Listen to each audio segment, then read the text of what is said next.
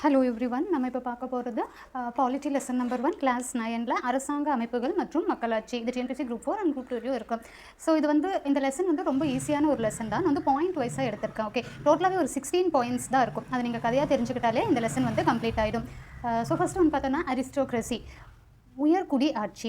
அதாவது ஒரு குடும்பம் பரம்பரையாக ஆட்சி செய்து கொண்டிருக்கும். அவர்கள் வைப்பதுதான் சட்டம். இது அவர்களின் உரிமை. அதாவது இப்போ இங்கிலாந்து குயின் மகாராணி எல்லாம் இருக்காங்க இல்லையா, ஸோ அந்த நாடு அதிலெல்லாம் பார்த்தீங்களா, அந்த ஒரு குடும்பம் மட்டும்தான் பரம்பரையாகவே ஆட்சி செஞ்சுட்டு வந்துட்டு இருக்கும். அந்த நாட்டில் அந்த குடும்பத்தை சேர்ந்தவங்க ஆள்றாங்க இல்லையா, அவங்க என்ன சட்டம் வைக்கிறாங்களோ அதுதான் அங்கே அமல்படுத்தப்படும். அது அவங்களுடைய உரிமை அப்படின்னு சொல்கிறாங்க. ஸோ இந்த அரிஸ்டோக்ரஸி, உயர்குடி ஆட்சி, இது எங்கெல்லாம் இப்போ இருக்குது அப்படின்னு பார்த்தோன்னா இங்கிலாண்டில், ஸ்பெயினில்.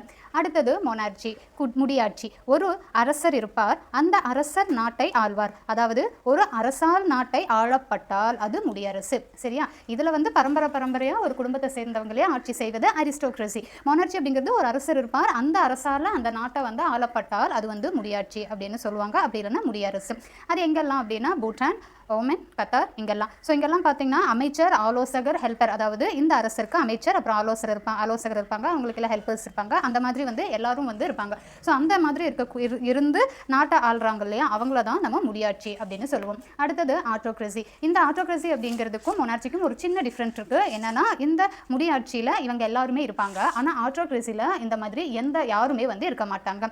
ஆட்டோக்ரஸியில் தனிநபர் ஆட்சி. அந்த தனிநபர் என்ன சட்டம் வைக்கிறாங்களோ அந்த சட்டம் தான் அங்கே அமல்படுத்தப்பட்டு நடத்தப்படுது. சரியா? அதுதான் தனிநபர் ஆட்சி. அங்கே அந்த தனிநபருக்கு ஒரு ஆலோசகரோ, அமைச்சரோ, உதவியாளரோ அந்த மாதிரி யாருமே இருக்க மாட்டாங்க. ஸோ அது எங்கே நடத்துது அப்படின்னு பார்த்தோம்னா நார்த் கொரியா, அப்புறம் சவுதி.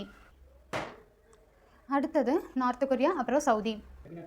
அடுத்தது ஆலிகர்ச்சி, அதாவது சிறு குழு ஆட்சி அப்படின்னு சொல்லுவோம். இது படித்தாலே புரிகிற மாதிரி தான் இருக்கும். அதில் பார்த்தீங்கன்னா மக்களின் ஒரு சிறு குழு சேர்ந்து ஆட்சி நடத்துவார்கள். அதாவது ஒரு நாட்டையே ஒரு மக்கள், அங்கே இருக்கக்கூடிய மக்கள், ஒரு கொஞ்சம் மக்கள் எல்லாம் சேர்ந்து ஒரு சின்ன குரூப்பாக, ஒரு சிறு குழுவாக சேர்ந்து அந்த நாட்டை ஆட்சி செய்வாங்க. அதுதான் சிறு குழு ஆட்சி அப்படிங்கிறது ஹெட்டிங்கில் இருக்குது. இது எங்கெல்லாம் இருக்குது அப்படின்னு பார்த்தோன்னா, எக்ஸாம்பிளில் முன்னாள் சோவியத் யூனியன். முன்னாள் அப்படிங்கிறது ஃபர்ஸ்ட் இருந்த சோவியத் யூனியனில் சீனா, வெனிசுலா, வடகொரியா. ஆனால் இந்த வடகொரியாவில் இப்போ எது ஃபாலோ பண்ணுறாங்க அப்படின்னா இந்த தனிநபர் ஆட்சியை தான் ஃபாலோ பண்ணுறாங்க. அதே மாதிரி சோவியத் யூனியன் இருக்குல்ல, முன்னாள் சோவியத் யூனியன். ஸோ அவங்களும் அங்கேயும் முன்னெல்லாம் இதுதான் ஃபாலோ பண்ணிட்டு இருந்தாங்க. ஆனால் அவங்க இப்போ ஃபாலோ பண்ணுறது என்னன்னா அதிபர் ஆட்சி. ஸோ அதிபர் ஆட்சியை பற்றி நம்ம இன்னும் பார்க்கல. ஸோ அது நெக்ஸ்ட் வரும். ஓகே.